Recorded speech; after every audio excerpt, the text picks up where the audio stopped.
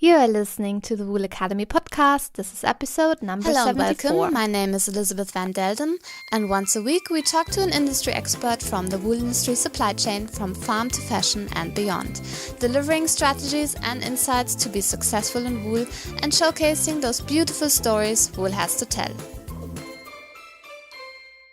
Hi, today's episode is a rerun. You can listen today to Peter Ackroyd, whom I talked to in November of 2016. I always enjoy listening to Peter Ackroyd and his beautiful stories of the wool industry, so I hope that you will enjoy our discussions today in case you haven't listened to it. Enjoy! Our guest on the show is Peter Ackroyd. Peter is the Global Strategic Advisor for the Woolmark Company in Australia and also the Chief Operating Officer of the Campaign for Wool. I know Peter personally from my time at the International Wool Textile Organisation, where Peter was elected as president in May 2011. Peter is specialized in world markets for woolen and worsted yarn and fabrics, and he has a particular expertise in marketing in Europe, the Middle East, Japan, Korea and China, along with in-depth knowledge of the menswear supply chain from farm to fashion. He also serves as the vice president of the strategic board of Premier Vision in Paris. Hello, Peter. Great to have you on our show. Hello, Lisa. How are you? I'm fine, thank you. Good. Well, you have a very exciting biography, and we always say that you wear a lot of hats in the industry, which makes you so special. And maybe just give us a little bit more background of how you started in the wool industry and a little bit more about your career. I suppose I come from 4 generations of people in the wool trade. It goes back to my great-great-great-great-grandfather, who in the mid-19th century, I believe, was a comber of wool. In those days, all the wool... Of course, I've got to say I was born in Bradford, which is in the north of England, and there were at least 70,000 people working in this city of Bradford at the turn of the 19th and 20th century. And indeed, for many years, all the Australian wool came here. So it's in the blood. My father was a hand knitting yarn spinner, a brand called Wendy Wools, which did rather well in the 1970s and 80s. And of course it's still going now, and there's been a great revival of hand knitting, which pleases me no end, but of course father's been dead many years. So it's in the blood, I suppose. I started in 1974. Quite coincidentally, I was studying textiles and the Italian language in Bradford, and I'd already spoken French, having done my textile studies in France, in Lille, Roubaix and Tourcoing, and an organisation asked me to show the buyers of Yves Saint Laurent around the British mills, and it was a time when Biedermann, a huge French company in Poix du Nord, north of Paris, had taken on the license for Yves Saint Laurent. It was in those wonderful days when all the names of the perfumes became names of suits, jackets and trousers hanging in upmarket stores across Europe. Licensing of Saint Laurent, Pierre Cardin, Pierre Balmain, all those companies were licensed. That was the heyday of French menswear manufacturing. So that's where I started. 1974. Wow. 42 years ago. Yeah. And you have been in wool ever since, haven't you? Ever since, yeah. Well, and I also know that in one of your career stages you have lived actually in Baghdad, representing, if I'm correct, the British wool industry. Can you tell us a little bit about that adventure? A very interesting chapter in one's life. It was in the late 1970s, and for some reason Britain and France had restored diplomatic relations with the Iraqi regime, and trade started to flow. Oil was at its highest level, and OPEC seemed to rule the roost in those days, so the Iraqis were very oil-rich. And of course united under a dictator called Saddam Hussein, so there was no internal strife at all. All that was put under, all that was contained by the regime, and they were seeking to fill the state enterprise stores with good consumer goods, and they sent a delegation to Yorkshire to buy British worsteds, and that ended up in me spending periods of 3 months per year, but 2 to 3 years in Baghdad, looking after the importing of UK fabrics and the distribution of them to Iraqi stores, which was a group of state-owned companies across the nation. The Iraqis they very much like British things. Remember that Iraq was under the UK mandate, or the British mandate, after the First World War. Iraq, Palestine and Jordan came under the British domain. Of course, Lebanon and Syria came under the French domain. So there was a lot of British tradition there, and good, well-dressed Iraqis, and they are very well-dressed normally, wanted to buy British fabric. So Saddam Hussein's companies, state-owned companies, had to provide it for them. Very interesting. One thing I will say about the Iraqis, they paid on the dot. Every letter of credit was paid and processed by the Rafidain Bank, as it was called then, the State Bank of Iraq in London. Wow. Interesting days. And I would say that in those difficult days of the early 80s, it probably saved half a dozen mills from extinction. So it's an interesting quirk of history. Wow, yeah, that's wonderful that you share that with us. Thank you so much. And as I mentioned earlier, you are also the Chief Operating Officer of the Campaign for Wool, and you were actually also part right from the start of when the campaign started, and it was His Royal Highness the Prince of Wales who came up with the idea, if I'm not mistaken. So maybe tell us a little bit about how this campaign started. It started quite coincidentally with a meeting with Uncle Frank Langrish, who was the president, also the chairman of the British Wool Marketing Board, and he was telling me a story about how the Prince of Wales had a mutton renaissance campaign, start people eating more mutton and probably less lamb. That campaign had worked, and he said that the Prince wanted to do some work now on the wool industry, where it came from a very British base. The Prince of Wales knew that his flocks of sheep, particularly Herdwicks in the English Lake District, it wasn't worth shearing them. It cost more to shear the sheep than the farmer could get for the wool. So he thought it's time something should be done. So we started the campaign for wool. I mean, in the early stages, it was a bit like selling Sauvignon Blanc to the Salvation Army. A lot of people didn't want to listen. But eventually, sense prevailed, and the campaign started in the UK, was immediately supported by the Australians, by the New Zealanders, and eventually by the South Africans. It took a visit of Prince Charles to Cape Town to cement the deal with the South Africans by Cape Wools. But in some ways, the rest is history. We're now 6 years on. It started in January 2010. It was launched in Cambridgeshire, and it's attracted 1,000 retailers who actively promote the environmental aspects of wool, the environmental credentials of wool across the globe. It's been a very successful campaign, and in some ways the price of wool reflects that success.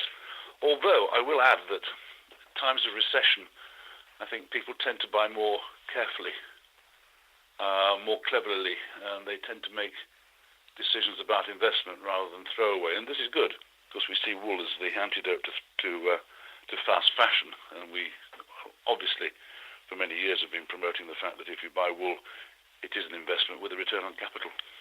Yeah, and as you mentioned just that you do see that the campaign for wool has benefited an increase in price for the farmer, and you will well remember that we had many discussions within the wool industry where there was a debate. On the one hand, we do want wool prices for the farmers to be high to ensure that they stay in the business, but at the same time we have processors who want better margins and therefore lower wool prices, and then there's also undecided opinions if the consumers are willing to pay such high prices for wool, and I would be really interested to hear your take on this debate. It's a very interesting question, has been an interesting question for generations. I think if you were to emphasize the fact that buying wool has a return on capital, is an investment, then I think you can win the argument. I don't think you win the argument purely on appealing to consumers' environmental instincts or their love of nature. I don't think that will work. But I think if you talk about an investment with a return on capital, then I think wool has a very good chance. It's a difficult argument. It's not easy. The temptations of buying things which are 40%, 50% cheaper because they're laced with polyester is very tempting. But if you do blend wool too much, you do destroy the environmental effects of wool, or the environmental attributes of wool, to be more accurate. So do you think there's more chance for wool in a premium market compared to a mass market, or where do you see it going in long term? I think strategically wool has to be seen to be in the premium market, and by seen I mean the premium labels have to demonstrate that they are using wool, and the wool promotion organisations have to seize that opportunity to benefit from it. The old marketing term is trickle down, and one hopes that if the premium end of the market is using wool and talking about the environmental advantages of wool, their investment with return on capital that goes with wool, then the segment below in the market will in some ways try to imitate what is happening at the top end. There is evidence of this, that certain middle market retailers are currently trying to use what they call fibre upgrade to increase or to improve the quality of their offer, and several UK companies and German companies indeed have been doing this. So we see wool as a way to upgrade. In the current retail scene, you will find that the middle market is being squeezed by the very cheap companies at the very bottom end of the market, and to a certain extent by the premium companies at the top end of the market. And the middle market, see, the only way out of this problem is to upgrade and to be seen to be more upper middle than middle. And wool can be a solution to get out of the middle. That's Wool, what I absolutely. hear. Yeah. A fibre upgrade. Okay, great, thank you. And also, while we're recording this, you are actually preparing the next campaign for wool event, where you will be meeting in Dumfries House in Scotland. Tell us a little bit about the event and what the goals are. What is exactly happening there? The Prince of Wales calls it the Davos of wool. He thought that now the campaign is 6 years on, it's time to get the wool community together to discuss how they see the future and how they take the campaign forward. A lot of the emphasis in Dumfries House, which is a beautiful house in Scotland, which the Prince of Wales restored with his own capital in Ayrshire. Dumfries House is a venue for young people to learn skills. And the Prince of Wales is very keen that people do learn skills and people are coming back into traditional industries. So that's part of the story. The main thrust of the story is that we want to talk about how the industry is committed to environmental excellence, basically. And by environmental excellence, I mean animal welfare, exploiting and promoting the sustainable, biodegradable properties of wool, and indeed trying to convince consumers via a whole series of blogs and social media that will be present at the event in Dumfries House that wool is a natural choice. Wool is an environmentally friendly choice, and there will be several keynote speakers, not to mention the new CEO of Marks and Spencer's, Sir Paul Smith, Paolo Zenia, very much the grandees of the wool trade. And in fact, Steve Rowe, the new CEO of Marks and Spencer, is actually making his maiden speech there. He took over earlier this year from Mark Boland, and he's gone on record as saying that he wants to see Marks and Spencer become more environmentally friendly. Of course, there will be the gentleman at Marks and Spencer's who put in Marks and Spencer's Plan A. He will be there as well. And the Prince of Wales wants to underline this as being an important statement in UK for a more environmentally friendly fashion scene. Less fast fashion, more investment in wool with a better return on capital. Okay. Yeah, I think this episode will air after the event has happened, and we will make sure to link to the websites of the Campaign for Wool so that anyone listening today can actually go and find out more about the event. And what do you recommend to companies working in wool, as well as retailers? How can they join the campaign? How can they become a part of that? I think the flow is quite easy. The growers are part of the campaign, the top makers are, the spinners are, the weavers are. The retailers are slowly but surely, over the last 6 years, have come into the campaign. It's a story which is somehow linked to provenance, to people wanting to talk about where their jacket or suit or trousers or knitwear came from, or indeed carpet came from. There is a lot of curiosity around, and I think the Campaign for Wool gives that supply chain story, which a lot of people are very keen, and a lot of retailers are very keen to emphasize, particularly at the upper middle and premium level. And maybe you just mentioned provenance. Can you explain that concept a little bit more? Because I know you've talked about it for many years already, and I think it's very important to you. So please give a little bit more detail about what you mean with provenance in regards to wool. I think in simple terms, if you look at the provenance of cheese and wine, for example, particularly in the UK, you can't buy a piece of cheese from a decent store without someone talking about where the cheese came from, a particular farm, a particular type of milk that is used to produce the cheese. And of course, when you talk about wine, you talk about wines from Rheinhessen, wines from Burgundy, and the whole story about the vineyards is there. Wool didn't seem to take that sort of lead many years ago. Wool was wool, all blended in, but I think that people now are talking about where does the wool come from? Is it merino from New South Wales? Is it merino from New Zealand? Is it crossbred from New Zealand? Is it from Uruguay? Is it Herdwick from the hills of England? They want to know a bit more about it. And I think in some ways the retailer or the fashion house owes them this sort of DNA. They're paying premium prices, so they want to know where it all comes from. It's a growing movement, and it's to the advantage of wool. Okay, and yeah, I think you're right with that. And also nowadays with the technologies that are available, including the internet, it makes it even easier for people on one hand to trace where things are coming from and just to find out more about their products. So I think that's a great opportunity. To emphasize the point, we do have the stories, but for many years we haven't told them. Mm. And I remember when I was much younger, wool was about 8-9% of total fiber consumption in apparel. Sadly, now it's gone down to 1.2, 1.3. So it's a luxury fiber, and when you're in a luxury area, more questions are asked. When you're in the cheap area, people don't ask questions at all. Or in fact, people try to deny where it comes from rather than emphasize where it comes from. But in our trade at the moment, the premium end of Bond Street, Savile Row, the Königsallee in Dusseldorf, those premium areas of shopping, there are lots of questions being asked. Why am I paying €1,000 for this? What is its provenance? Where does it come from? Am I buying something which is of value? And the other question is, people ask, am I making, for this amount of money I spend, am I making a contribution to the environment rather than damaging the environment? And of course, wool is a contribution. Exactly. Yeah, and just to add on that, also, I guess today's media and social media are so content hungry, and that's even the big opportunity to tell these stories that we have readily available. We just need to get them out there. An ideal opportunity. Everyone's connected, and everyone's asking questions.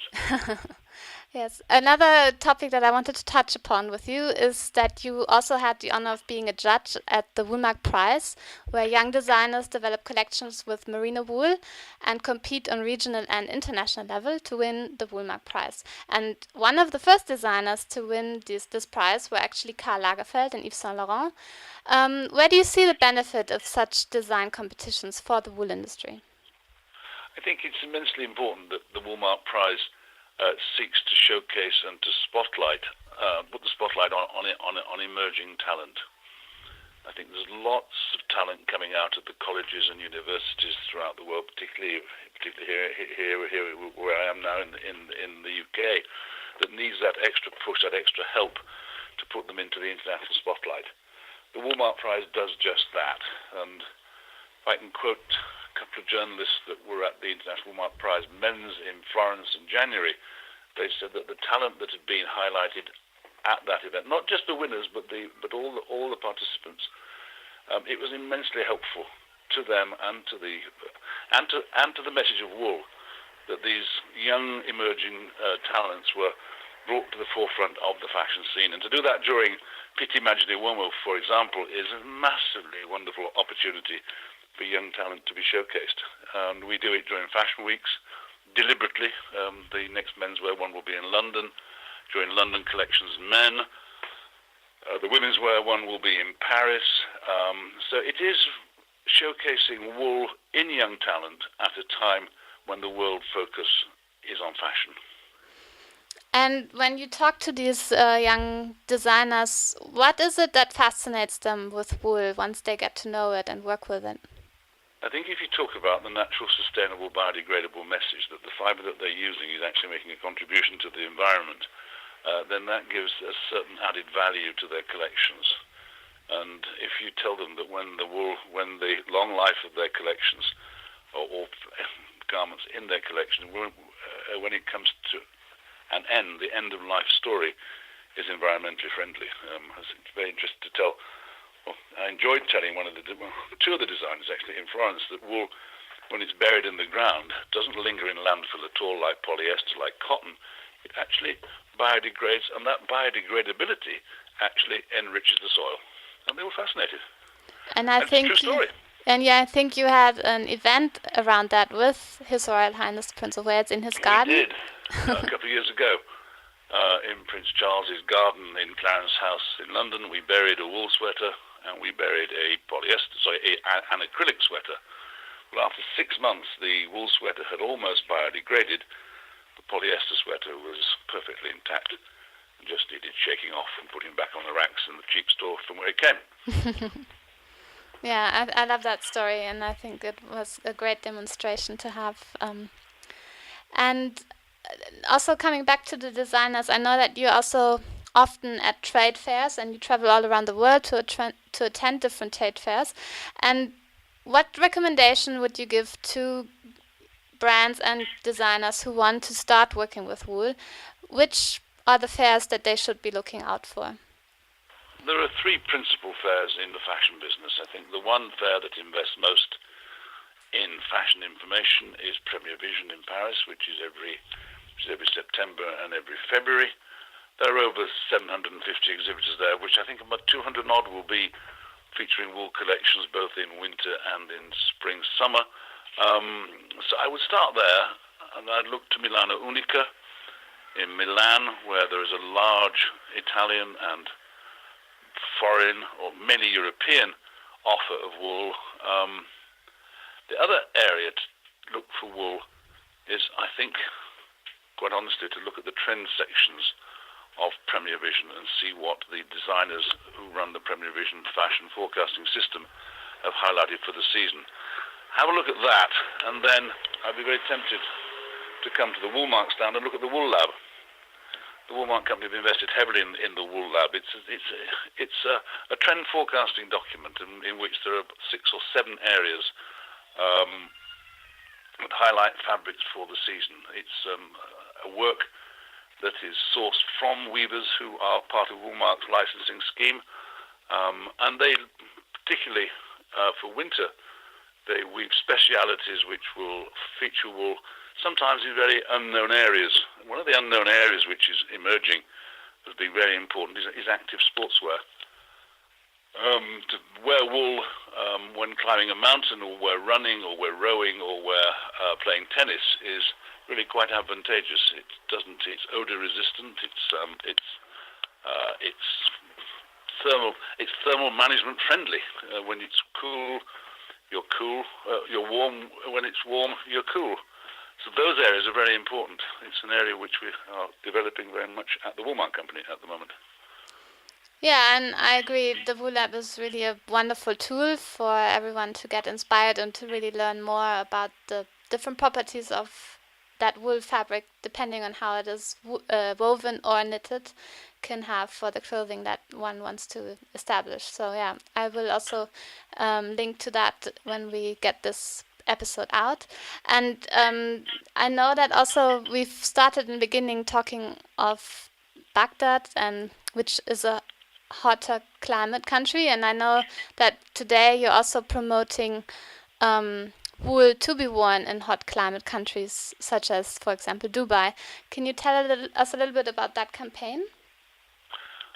Cool Wool was a campaign of the 1980s, which fizzled out. It didn't continue, and 4 years ago, Stuart McCulloch and I were at Premier Vision in spring, and we were looking at all the fabrics that were available on the spring collections at the February show. We thought, why don't we relaunch Cool Wool? It was probably one of the greatest things that Woolmark ever did, and it got traction throughout the world. In fact, the Italians still talk about Lana Fresca, which was very popular amongst the Italian brands in the 1980s. So we looked at the specification for cool wool. We looked at the ecological claims. We looked at the thermal management claims of cool wool, and we relaunched it, and it's doing rather well. It's one of our flagship campaigns in India, for example, where Indians certainly in Maharashtra, Mumbai want to be smart. Office workers, bankers, people looking in the Indian service economy. It's been particularly popular there. Also in Asia, where dress codes are still intact, Japan, Hong Kong, parts of China. It's all part of a program that I like to talk about, is wool for all seasons. You can in fact have wool in spring, wool in summer, wool in autumn, and wool in winter. It's basically because of its breathability.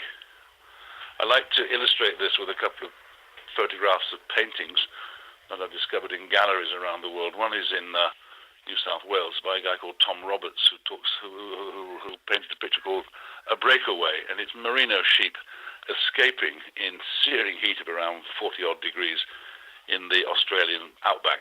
The other one is by George Farquharson, an Edinburgh-based artist who paints several pictures of sheep coming home in the winter. And there's one called The Homecoming, and it's sheep in half a metre of snow being guided in by their shepherd, but both are equally happy in -10, -15 centigrade, and +40. Tom Roberts and George Farquharson. And that is the same for humans wearing wool in winter and in the same summer. for humans wearing wool. Okay, wonderful. I love that analogy. Well, thank you so much, Peter. Before we close, how can people find out more about your work? Would that be via the woolmark.com website? And I the think campaign either for via wool? IWTO.org or www.wool.com. Talk to me directly via IWTO.org. Okay, great. We'll link to those websites on the show notes. And thank you so much, Peter. I know you're very busy, and I wish you much success with the Davos of Wool in September. And I wish you a good day. Thank you so much. It was a great pleasure, Lisa. Thank you very much indeed. Thank you. Good day. Bye-bye. Well, I hope you enjoyed this talk with Peter Ackroyd. If you want to find out more about Peter and all the events and organizations he mentioned today, then head on over to the show notes to elisabethvandelden.com/074. Once again, elisabethvandelden.com/074. Thank you for listening. Talk to you again next week, and bye for now.